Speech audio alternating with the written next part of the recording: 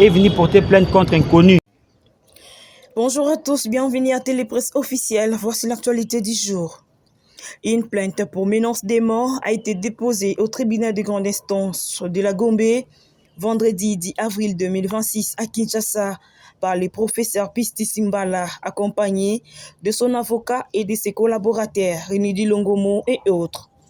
C'est les informations rendues publiques, ces menaces proviendraient d'un individu non identifié litigé porterait sur la défense d'une thèse dont la conformité aux critères académiques serait contestée. Notamment en ce qui concerne le parcours du candidat, l'affaire est désormais entre les mains de la justice qui devrait établir la responsabilité et identifier les auteurs de menaces. Cette affaire met en lumière les tensions qui peuvent exister dans les académies en République démocratique du Congo, les différends liés aux travaux scientifiques ou à la validité de diplômes doivent être réglés dans le respect de règles universitaires et pour le voie légale. Les menaces de mort, si elles sont confirmées, constituent une atteinte grave à la sécurité des chercheurs et à la liberté académique. Il est donc essentiel que la justice fasse toute la lumière sur cette affaire afin de protéger les acteurs du monde scientifique.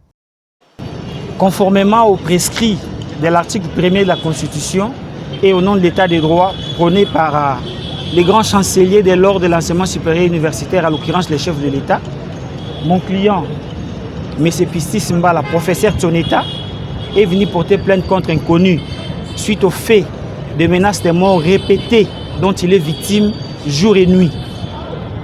Nul doute qu'un professeur, contrairement à un agent public, est en principe un fonctionnaire de l'État. Et ce dernier, c'est une personne nommée avec la possibilité de gravir les échelons dans le sillage de la légalité. Mon client ayant suivi ce processus et ne souhaitant pas surtout se faire justice, il est venu saisir les autorités compétentes contre cette cabale orchestrée contre sa personne.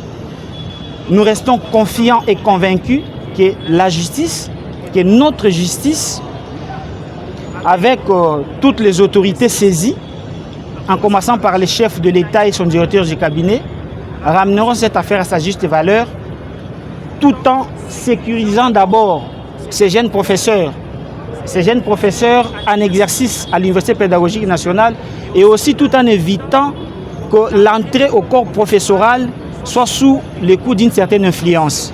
Merci.